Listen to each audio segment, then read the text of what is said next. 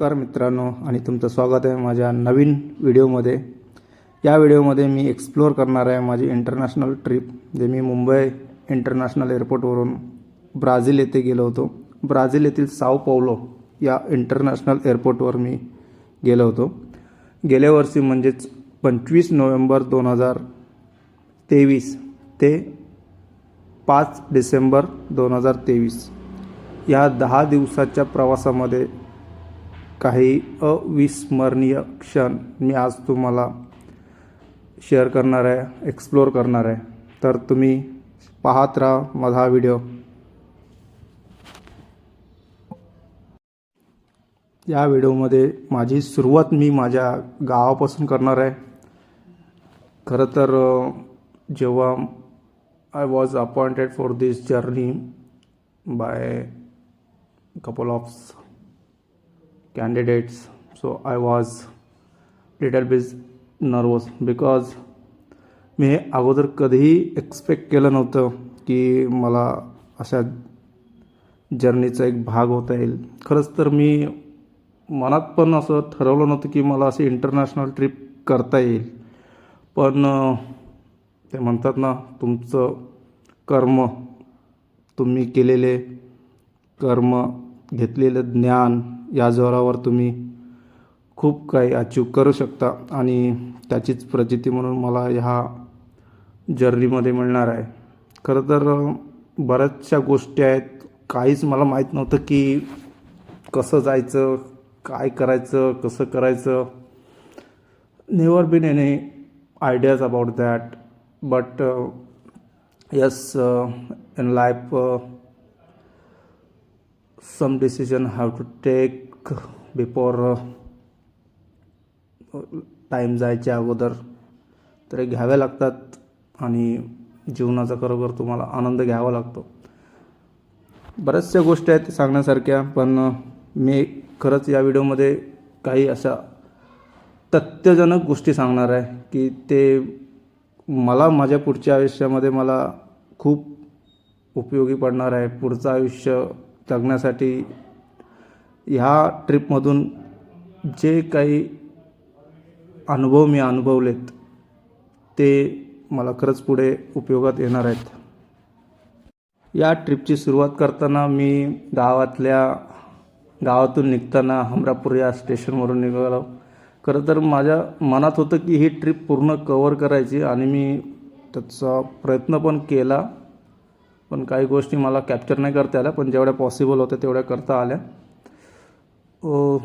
संध्याकाळची 5 वाजताची train pen दिवा या दिव्याने मी प्रवास करत पनवेलपर्यंत पोचलो।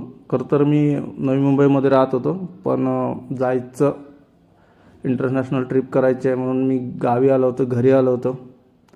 घरच्यांसोबत थोडा टाईम स्पेंड केला आणि संध्याकाळी 5 वाजता मी निघालो। पनवेल स्टेशनवर उतरल्यानंतर मग पुढची ट्रेन मुंबई लोकल, या लोकलने मी ठाण्याला गेलो आणि माझ्या रूमवर मी जाऊन तिथे मला जे काय लागणारे कपडे होते त्याची मला अगोदर तयारी करून तर ठेवली होती, पण शेवटचा काय त्याला म्हणतो आपण, नजर टाकणे हा प्रकार असं झालं। सगळं बॅग वगैरे अगोदरच पॅक केली होती, फक्त तुम्हाला दाखवण्यासाठी हे मी व्हिडिओमध्ये दिसण्यासाठी फक्त एक दाखवतो आहे। रूममध्ये पोचल्यानंतर मला इंटरनॅशनल एअरपोर्टवर जायचं होतं म्हणून मी कार हायर केली आणि कारनी मी माझ्या रूमपासून ठाण्यापासून ते मुंबई एअरपोर्टपर्यंत कारने गेलो। रात्री 12 वाजता पोचलो। रात्री 3:30 वाजताची फ्लाईट होती, पण काही माहिती नसल्याने मला 1-1.5 तास मी अगोदरच निघालो। भले तिथे जाऊन वाट पाहावी लागेल, थोड्या गोष्टी पाहता येतील, इकडच्या तिकडच्या गोष्टी बघता येतील, कसं करता येईल, म्हणून मी लवकरच निघालो। एअरपोर्टवर पोचल्यानंतर चेक इन होतं। चेकिंग काय असतं, इमिग्रेशन काय असतं, इंटरनॅशनल ट्रिपमध्ये इंटरनॅशनल जेव्हा तुम्ही जाताय तेव्हा इमिग्रेशन हा प्रकार असतो, तिथे आपल्या सगळे डॉक्युमेंट्स व्हेरीफाय करतात। तिथली इंडियन एजन्सी असते, त्याच्या आपल्या पासपोर्टवर एक धब्बा लागतो की तुम्ही इंटरनॅशनल ट्रिप केली म्हणून, आणि हा सुखद आनंद असतो. खरं तर प्रत्येकाच्या आयुष्यात हे असायला पाहिजे, पण माझ्या आयुष्यात लागला आहे तो धप्पा आता ब्राझीलला जाण्याचा. तर ही ट्रिप 2 हॉल्ट असणार आहे. डायरेक्ट फ्लाईट नाही आहे, मी डायरेक्ट फ्लाईटच सिलेक्ट केली होती. पण कतार एअरलाइन्स ही अशी एअरलाइन्स आहे की जगातील टॉप मोस्ट एअरलाइन्समध्ये येते. जगातील आय थिंक टॉप 5 टॉप 3मध्ये येते, जी बेस्ट सर्विस तुम्हाला देते. पण अनफॉर्च्युनेटली ही एअरलाइन्स डायरेक्ट मुंबईवरून साओ पावलो म्हणजे ब्राझील येथील साओ पावलोपर्यंत डायरेक्ट नाही आहे, म्हणून त्यांचा टायअप इंडिगो एअरलाईन्ससोबत आहे. म्हणून माझा पहिला हॉल्ट दोहामध्ये असणार आहे कनेक्टिंग फ्लाईटमध्ये. मी मुंबईमधून कतार येथील दोहा एअरपोर्टवर पोचलो. ही 5 तासाची जर्नी, आणि 5 तासाच्या जर्नीमध्ये फक्त 1.5 तासाचा ले ऑफ टाईम. यामध्ये तुम्हाला पुन्हा सगळं चेकिंग असतं, सगळ्या गोष्टी असतात. खरं तर हा वेळ खूप कमी होतं, खूपच कमी होता टाईम. आणि दुसरी फ्लाईट लगेच 1.5 तासाने होती, आणि माझी 2:30 वाजताची फ्लाईट आणि त्यात फ्लाईट बॅड वेदरमुळं अजून 2 तास लेट. म्हणजे 1.5 तासाचा टाईम लॅप्स आणि त्यानं 2 तास फ्लाईट लेट, अजून टेन्शनमध्ये. 2:30 वाजताची फ्लाईट ती 4:30 वाजता टेक ऑफ केली. कतार आणि इंडिया त्याच्यामध्ये टाईम डिफरन्स 2.5 तासाचा टाईम डिफरन्स आहे. कतार हा भारताच्या पश्चिमे साईडला आहे, म्हणून आपल्यापासून ते 2.5 तास लेट सूर्य उगवतो. सनराईज त्याला म्हणतो आपण, सूर्य उगवतो. मी 4:30 वाजता तिथे बसलो तर मला 9:30 वाजता पोचायला पाहिजे होतं. तर मी किती वाजता पोचलो? सकाळी 7:30 वाजता कतारच्या टाईमनुसार. आणि जेव्हा मी कतारमध्ये पोचलो तर एकदम वेगळंच फील झालं. असं वाटत होतं की कुठली तरी वेगळीच दुनिया आहे. एकदम टापटीकपणा, एकदम हायजीन नावाचा प्रकार, खूप काही सांगून गेला. आणि तिकडचं स्टाफ, असं मला वाटलं नाही की मी फॉरेन ट्रिपमध्ये आलो आहे. कतार हे मला इंडियासारखंच वाटलं. तिथे जे काही स्टाफ होता, तिथे जे काही एअरपोर्टवर स्टाफ होता हे मोस्ट ऑफ द आपल्या एशियामधलेच होते. आणि त्यात एक गंमत अशी झाली की तिथे केनियाची पण लोकं होती. जेव्हा मी कतार एअरलाइन्सवरून साओ पावलोला जाण्यासाठी सगळं चेकिंग करत होतो, तेव्हा मला तिथे केनियाची एक टीम दिसली की जे स्टाफमध्ये होते. तर त्यांनी मला हिंदीमध्ये विचारलं, कैसे हो आप? अरे म्हटलं, तुम्ही हिंदी कसे बोलताय? ते त्यांना मी हिंदीमध्ये विचारलं, आप कैसे हिंदी जानते हो? तर उन्होंने बताया की बॉलिवूड. ते बॉलिवूडने एवढं काही शिकवलं आहे जगाला की त्यांनी हिंदीमध्ये बोलण्याचा प्रयत्न केला. खरंच त्यांनी मला विचारलं की तू आपका बेल्ट निकालो. जे खरंच चेकिंग होताना जेव्हा तुम्ही तुमच्या काहीच गोष्टी तुमच्याजवळ ठेवायच्या नसतात. इव्हन कोणत्याही पॉकेट नाही आहे, मोबाईल नाही आहे, कोणत्याही इलेक्ट्रॉनिक्स गोष्टी नाही. ती एका हायटेक टेक्नॉलॉजीमधून चेक होऊन पुढे जाते. फक्त अंगावर आपले कपडे असतात आणि तिथून आपल्याला चेक व्हावं लागतं. हा खूप मजेदार आणि गमतीशीर प्रसंग होता. जेव्हा मी कतार एअरपोर्टवर उतरलो, दोहा येथे एअरपोर्टवर उतरलो, तेव्हा खरंच एक माझ्या नावाची घोषणा होत होती. खरं तर फ्लाईट झाली लेट, मला काहीच माहिती नाही आहे कसं जायचं काय जायचं. मला दुसरी फ्लाईट पकडायची होती आणि माझ्यामुळं दुसरी फ्लाईट थांबली होती. आणि ती लोक मला पुकारत होती, Anil Kohli where is you, come in within 10 minutes, either we will left, I will be take off the flight. माझं नाव आणि दोहाच्या इंटरनॅशनल असे पुकारत होते. तर एक खूप काय म्हणायचं त्याला, एक खूप चांगला अनुभव होता तो. पूर्ण एअरपोर्टवर नाही आहे, पण जिथे कनेक्टिंग फ्लाईट असते तिथपर्यंत तरी नाव पुकारत होता आणि माझं नाव तिथं येत होता. आणि तिथनं मी धावत पळत होतो. शेवटची 5 मिनटं राहिल्यात असं जेव्हा अनाऊन्स केला तेव्हा मला वाटलं की माझी फ्लाईट आता गेली, मी आता दोहामध्येच राहणार. 5 तासाची जर्नी झाली, पुढची 15 तास काय मला आता करता येणार नाही. सारखे सारखे पुकारत होते, अनिल कोळी अनिल कोळी, लवकर या लवकर या, म्हणजे इंग्लिशमध्ये बोलत होते ते. तुमची शेवटची 5 मिनटं आहेत, नंतर आम्ही फ्लाईट सोडू. खरं तर ते सोडत नाही आहे. मी म्हटलं अगोदरच की ती एवढी बेस्ट एअरलाईन्स आहे की कोणत्याही पॅसेंजरला ते सोडून जाऊ शकत नाही आहेत. त्यांची रिस्पॉन्सिबिलिटी आहे की तुम्हाला त्या स्पॉटवर पोचवण्याची. तुमच्या एका व्यक्तीमुळं का होईना तिथं 1 तास लेट झाला तरी पण ते सोडत नाहीत. तुम्हाला ते हेल्प करणं, त्यांचा स्टाफ असतं ते तुम्हाला शोधताय, कुठे शोधतील ते आणि तुम्हाला तिथे घेऊन जातील. खरं तर माझा टाईम हा चेक इनमध्ये गेला होता. गर्दी एवढी होती की तिथे पोचणं, त्या जागेवर पोचणं मला शक्य झालं नव्हतं. नंतर मी तिथं गेल्यानंतर तो डोर होता, ज्या डोरमधून मला जायचं होतं, तिथं ऑलरेडी माणसं जमा झाली होती.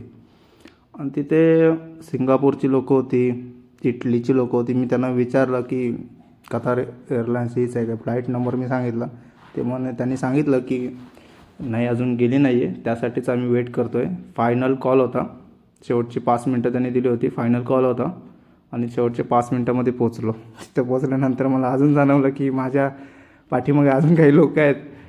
मी उगाच धावत होतो. बाकीच्या लोकांना पण ते पुकारत होते, लवकर बोलवत होते, कारण फ्लाईट ऑलरेडी लेट झाली होती आणि ते लवकरच त्यांना कवर करायचं होतं पुढचा. आणि जेव्हा मी कतार एअरलाईन्समध्ये जेव्हा फ्लाईटमध्ये मी एंटर झालो, तेव्हा मला जाणवलं की इंडियन एअरलाईन्स आणि कतार एअरलाईन्समध्ये काय फरक आहे. जे इंडिगो एअरलाईन्स फ्लाईटपेक्षा 1.5 पट मोठी अशी फ्लाईट, भव्य मोठी अशी फ्लाईट. खरंच खूप वेगळा अनुभव होता. माझ्या व्हिडिओमध्ये तुम्हाला दिसेल त्यातले काही फोटोज. काही सुरक्षेच्या कारणाचं मला व्हिडिओ काढता नाही आले, पण लपून छपून फोटो काढलेत, ते तुम्हाला या व्हिडिओमध्ये दिसतील नक्कीच. कंटिन्युअसली 20 तासाचा प्रवास असणार आहे. या फ्लाईटमध्ये तुम्हाला ड्रिंक्स सर्व करणार असतात. तुम्हाला नॉनव्हेज, तुम्ही ऑलरेडी तिकीट बुक करताना तुम्हाला ते डिसाईड करावं लागतं की तुम्हाला हिंदू मिल पाहिजे की नॉनव्हेज पाहिजे. हिंदू मिलमध्ये फक्त व्हेजिटेबल्स ते देतात आणि अदर्समध्ये मांसचा प्रकार असतो. आणि मी अरब कंट्रीमध्ये होतो म्हणून मला भीती वाटत होती की कदाचित हा मीठ नसावा मांसमध्ये, म्हणून मी हिंदू मिलच प्रिफर केलं आणि हिंदू मिलच निवडलं.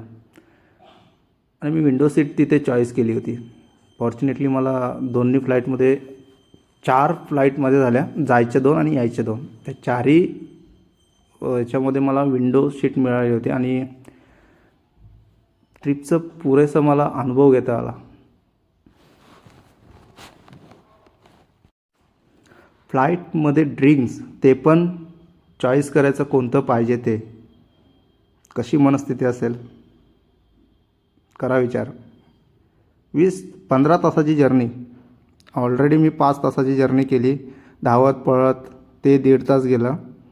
आणि त्यानंतर मग कतार एअरलाईन्समध्ये तुम्हाला ड्रिंक्स ऑफर करणार आहे. काय मनामध्ये येईल, यार ड्रिंक घ्यायची आणि झोपून जायचं 15 तास. पण नाही आहे, मला परिस्थितीची जाण होती. मी ज्या गोष्टीसाठी या ट्रिपसाठी आलो आहे, ती ट्रिप मला मलिन करायची नव्हती, कोणताही डाग लावून घ्यायचा नव्हता या ट्रिपला.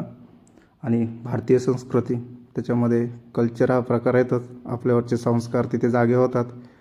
त्याच्यामुळं ड्रिंक्स हा नावाचा प्रकार नाहीच आहे. पण तिथे त्यांनी ऑफर केलेले चॉकलेट्स हे मी खूप खाल्ले. मग ड्रिंक्समध्ये बाकीचं ज्यूस असेल, मँगो ज्यूस असेल, ॲपल ज्यूस असेल, बऱ्याचशा गोष्टी जेव्हा पाहिजे तेव्हा त्यांना सांगायचं, ते घेऊन येत होते. किती पण खा, किती पण पी, काही प्रॉब्लेम नाही. खरं तर या जर्नीमध्ये सहारा डेझर्ट, ज्याला आपण वाळवंट म्हणतो, डेझर्ट म्हणजे वाळवंट, जगातील सर्वात मोठा वाळवंट. भारतासारख्या देशासारखे कदाचित I think if I am not wrong 3 ते 4 देश बसतील भारतासारखे, एवढा मोठा वाळवंट.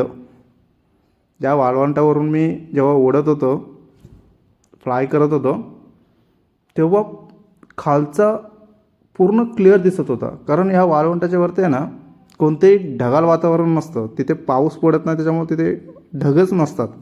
त्याच्यामुळं 37,000 फीट अल्टिट्यूडवरून मी उडत होतो. विचार करा हा किती डिस्टन्स झाला आहे, 37,000 फूट अल्टिट्यूड. आणि त्यावरून वाळवंटा क्लिअर दिसत होता. वाळवंटाच्या ज्या लेयर्स होत्या ना मोठ्या मोठ्या, त्या एकदम क्लिअर दिसत होत्या. असं वाटत होतं की आपण एक मंगल ग्रहावरच आहोत असं फील होत होतं. पूर्ण रेडिश, पूर्ण असं ब्राऊन, लाईट ब्राऊन, पूर्ण असं पूर्ण व्यापलेलं होतं. आणि त्याच्या साईडला समुद्र. व्हिडिओमध्ये तुम्हाला तो मॅप पण दिसेल, आणि त्या मॅपमध्ये मी फोटो पण ते काढलेत की माझी जर्नी हे भारताच्या पश्चिम साईडवरून भारताच्या दुसऱ्या टोकापर्यंत मला तिथे 2 समुद्र पार करावं लागलं, एक वाळवंट पार करावं लागला. साऊथ आफ्रिका देश, ग्रीस, या देशाच्या वरून मी उडत होतो. तुर्की या देशाच्या वरून मी उडत होतो. सुरुवातीचा जो काही प्रवास होता त्यामध्ये मला काही व्हिडिओ, काही फोटो वगैरे घेता नाही आलं, कारण मी ऑलरेडी थकलो होतो, दमलो होतो. 5 तास रात्रीचा जेव्हा मी बसलो होतो मुंबईमध्ये, तेव्हा रात्रभर जागा होतो. कारण फ्लाईट मिस नको व्हायला म्हणून मी झोपलोच नाही रात्रभर. 4:30 वाजता जेव्हा मी आतमध्ये एंटर झालो तेव्हा पण मला झोप लागेना, कारण मला हे सगळं कॅप्चर करायचं होतं, मला अनुभवायचं होतं. मग जेव्हा 4:30-5 वाजता जेव्हा मी टेकऑफ झालो, तेव्हा 1 घंटा मी झोपलो आणि पुन्हा जागा झालो. उठला तेव्हा 1-2 तास अजून बाकी होते, पण सगळं ढगाळ वातावरण होतं, सगळं वर उडत होतं, जेव्हा काहीच दिसत नव्हतं. मग पुन्हा झोपून गेलो. आणि शेवटचे अर्धा-पाऊण तास होतं तेव्हा जाग आली. उठवलं, त्यांनी ब्रेकफास्ट दिलं, मिल्क दिलं, ब्रेड दिले.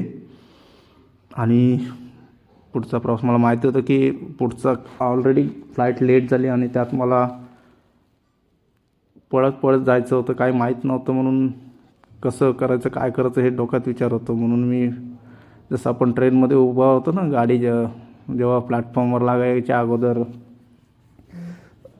आपण उभं राहतो ना, तसंच मी पूर्वतयारीने झालो होतो. किंवा एकदा फ्लाईट लँड झाली की मी पहिला उठणार आणि पुढे जाणार, म्हणजे मला त्या गर्दीमध्ये थांबता येणार नाही. अरे हे सगळ्या गोष्टी आपण अनुभवल्यात, त्याच गोष्टी आता मी तिथे वापरणार होतो. जशी फ्लाईट लँड झाली तसा पहिला किंवा दुसरा मी, पहिले 2-3 उतरले होते, उभे राहिले होते, त्यानंतर पाठीमागं मी.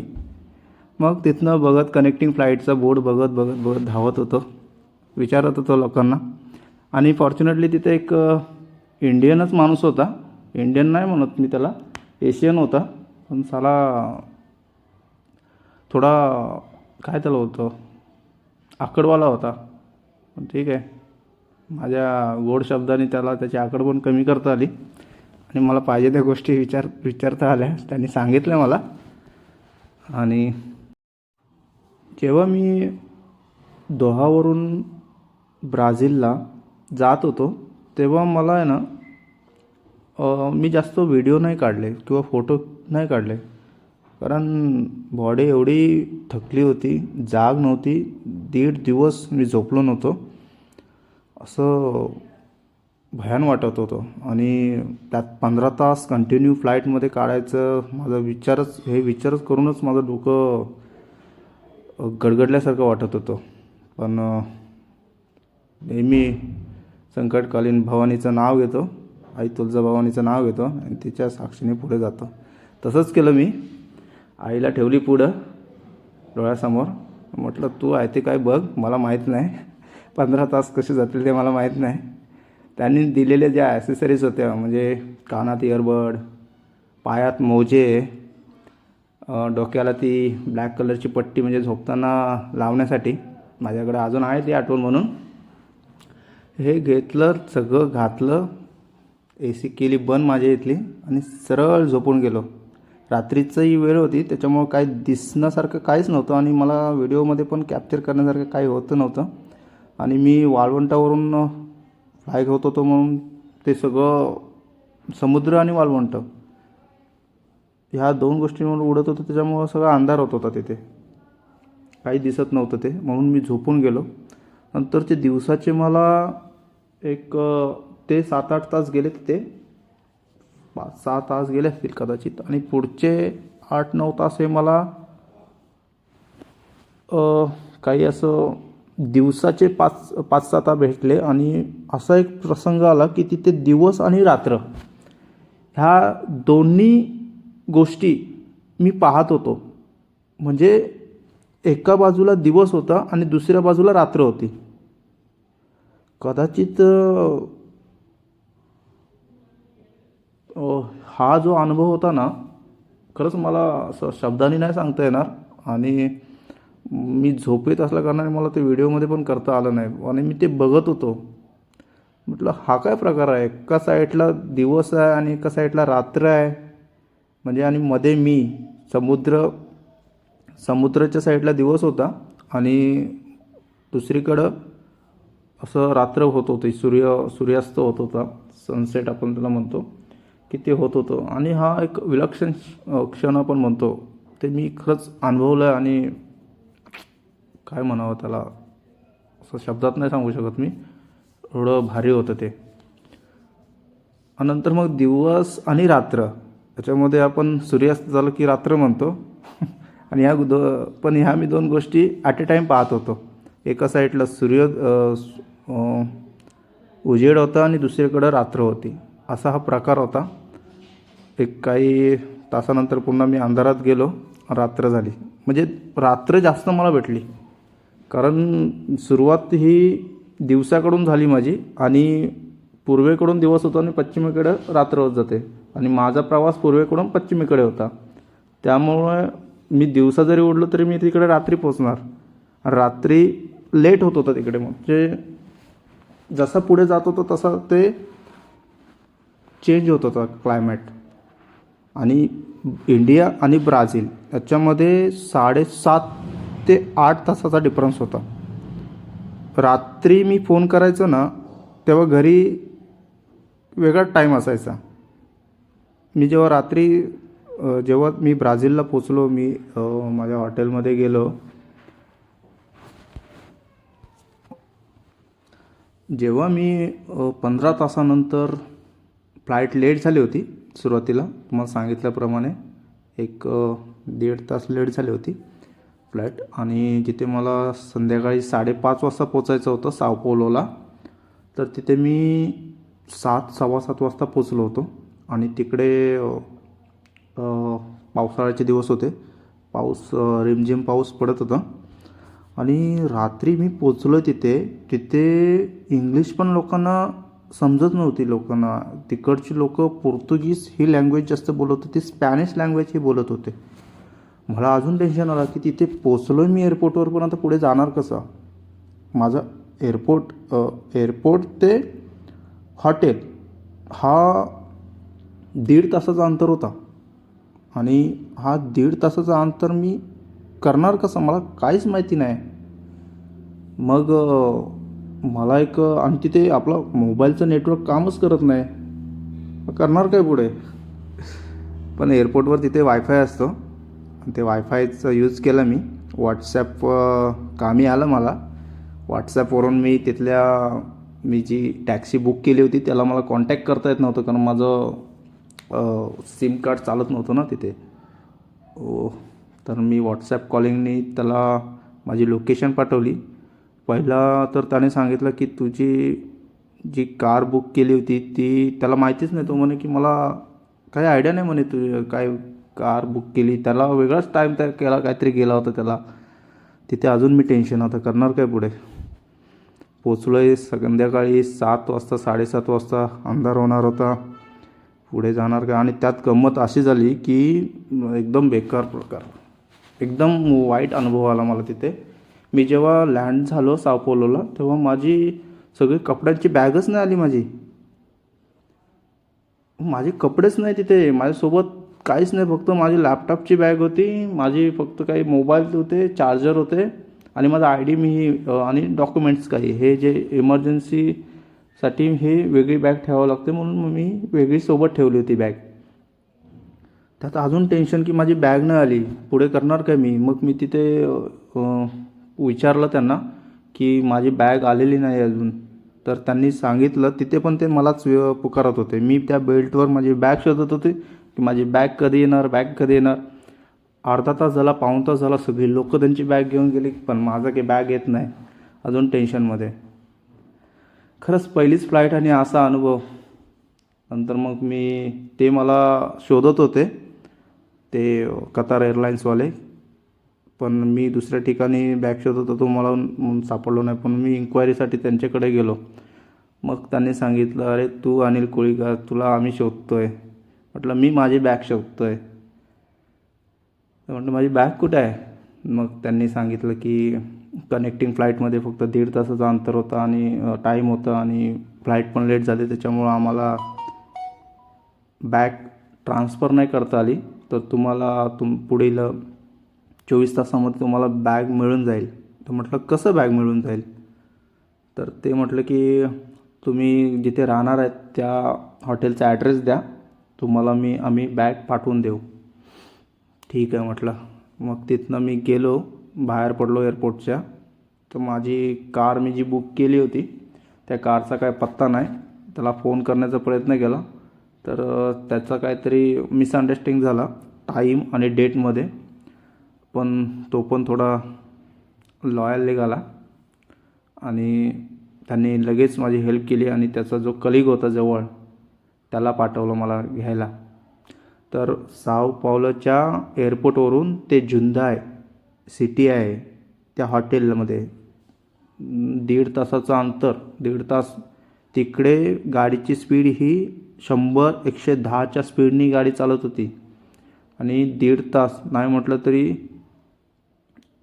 90 ते 110 किलोमीटरचं अंतर होता एअरपोर्टवरून मला त्या हॉटेलमध्ये जायचं. मला त्या हॉटेलमध्ये राहायचं कारण असं की तिथनं मी ज्या कामासाठी गेलो होतो तो डिस्टन्स कमी होता. खरं तर ही बिझनेस ट्रिप होती, कंपनीच्या कामासाठी मी गेलो होतो.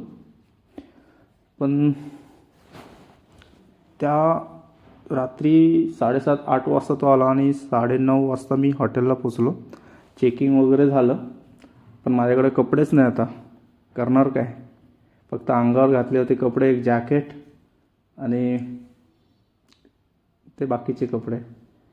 तसेच आंघोळ केली मस्तपैकी. 3 स्टार हॉटेल होता, सगळं खर्च कंपनीचा, काय टेन्शन नव्हतं. गेलो रूममध्ये, पहिला गेलो फ्रेश झालो आणि पहिला नाश्ता केला. नाश्त्यामध्ये पण तिथे सगळं नॉनव्हेज, मीट म्हणतो आपण ज्याला, तिथे बैलाचा गाईचं वगैरे ते पीप असतं, बीफ मीट हा प्रकार असतो. त्याच्यामुळं मला थोडं अस्वस्थ जाणवत होतं की हे कसं खायचं. ज्या गायमातेला आपण गायमाता म्हणतो तर त्याचं आपण मीठ कसं खायचं, त्याच्यामुळं मला थोडं टेन्शन होतं. चुकून पण माझ्या तोंडात जाऊ नये म्हणून मी खूप केअरफुल होतो, खूप काळजी घेत होतो. कुठली गोष्ट खाताना मी स्टाफला विचारत होतो की हे काय, हा काय प्रकार आहे. मस्तपैकी जेवलो. तिथे सालवण नावाची मच्छी असते, जे आपण डिस्कवरीवर मी ऐकलं होतं. डिस्कवरी बघायची खूप मला आवडते, त्याच्यामुळे मला माहिती होती सालवण मच्छी काय असतं ते. त्याला आपण शार्क मासा म्हणतो आपल्या इंडियामध्ये, आपली लोक म्हणतात शार्क मासा. तो प्रकार जेव्हा मी तिकडे रात्री पोचलो होतो, रात्री 11:30-12 वाजता मी जेव्हा झोपत होतो, तेव्हा आपल्याकडे इंडियामध्ये 9 ते 10 सकाळचे 10 वाजले होते. मी जेव्हा फोन केला होता 11-11:30 वाजता पोचल्यानंतर मी पहिला घरी फोन केला, तेव्हा घरी सकाळी 9:30 असे वाजले होते. तेव्हा मला जाणवलं, यार मी कुठल्या प्रदेशमध्ये आहे. इकडे रात्र, गावी दिवस, कधी फोन करायचं काहीच समजत नव्हतं. मला तिकडे झोपायचा टाईम आणि इकडे गावाकडे सकाळ झालेली होती. मी फोन कधी करणार, कधी बोलणार, काय बोलणार. रात्रीच व्हिडिओ कॉल केला घरी, म्हटलं पोचलो मी, सुखरूप आहे. हॉटेलमध्ये आहे. जेवलो खावलं आणि आता झोपणार आहे. तर दुसऱ्या दिवशी जेव्हा मी उठलो तेव्हा माझ्याकडे काहीच कपडे नाही. सकाळी कसा काढला 10-11 वाजेपर्यंत काढला पण चैन पडत नाही. कारण 2 दिवस अंगावर तेच कपडे. फ्लाईटमध्ये तुम्ही नाही आंघोळ करू शकत, नाही काय करू शकत, कुठेच नाही. कनेक्टिंग फ्लाईटमध्ये पण टाईम कमी होता त्याच्यामुळं आंघोळ पण करता नाही आली मला. 2 दिवसाचे कपडे आणि आता घालायला काहीच नाही. मग पुन्हा गुगल मॅप शोधला.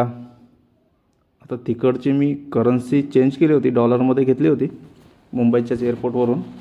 आणि मग जवळचा मी मॉल शोधला आणि मग मॉलमध्ये फिरलो मी थोडा. मॉल पण तिकडे सकाळी 10-11 वाजता ओपन होतात.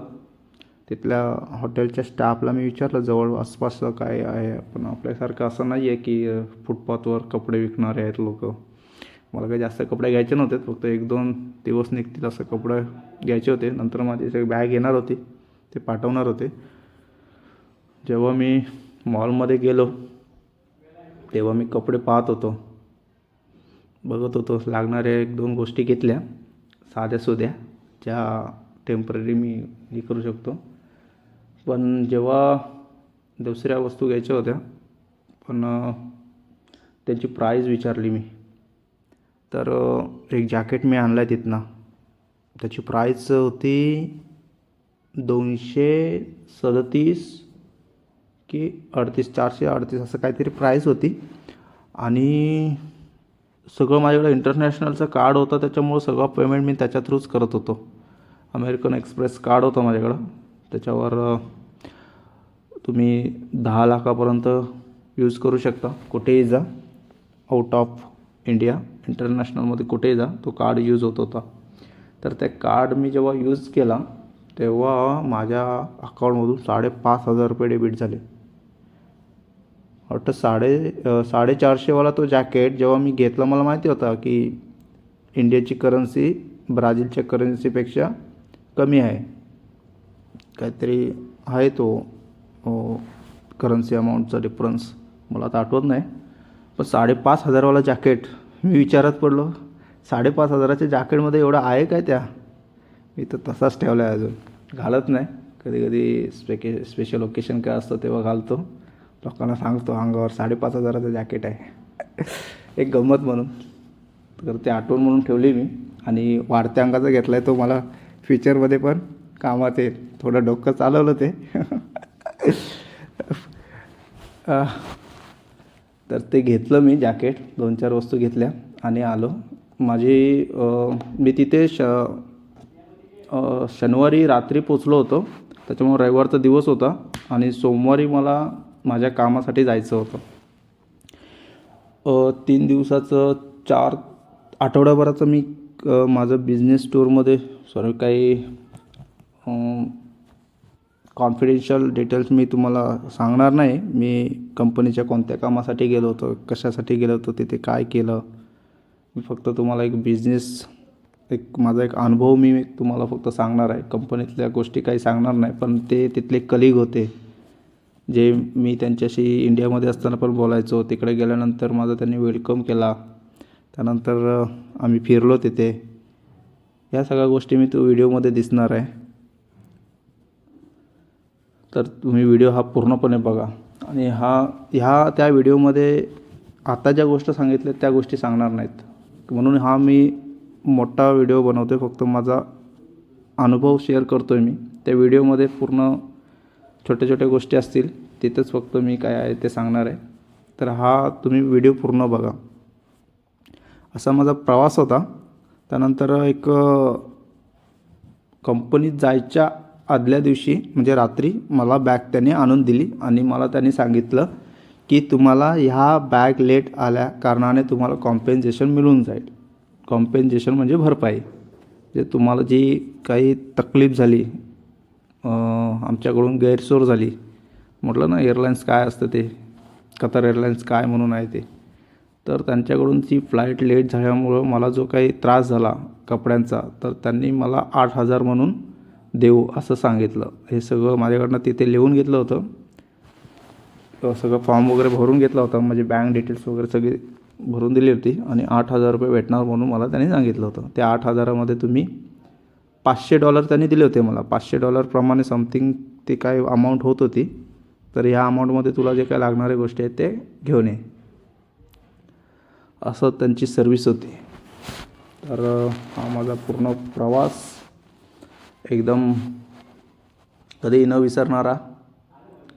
या प्रवासामध्ये बऱ्याचशा गोष्टी आहेत, ते तुम्हाला व्हिडिओमध्ये दिसतील. मी सांगून तुम्हाला समजणार नाही. आणि मी बिझनेस टूरमध्ये असल्याकारणाने जास्त फिरलो नाही तिकडे. इंग्लिश भाषा तिकडे पण लोक कमी वापरतात, कारण त्यांची पण भाषा जशी आपली मराठी हिंदी आहे तशी त्यांची पोर्तुगीज आणि स्पॅनिश. इंग्लिश लँग्वेज ही कॉमन आहे, जे थोड्या इकडे तिकड्यांसाठी वापरतो. जेव्हा मी मॉलमध्ये गेलो होतो तेव्हा पण मला हा अनुभव आला की इंग्लिश काही मोजक्या लोकांना तिकडे समजत होती.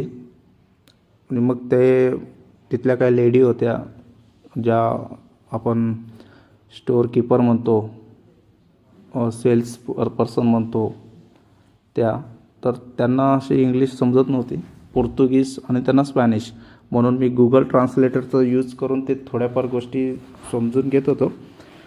आणि तिथे बोलता येत असताना पण मुख्यांसारखं हातवारे करून बोलावं लागत होतं. ना माझी भाषा त्यांना समजत होती, ना त्यांची भाषा मला समजत होती. म्हणून हातवारे करत काही गोष्टी करत होतो.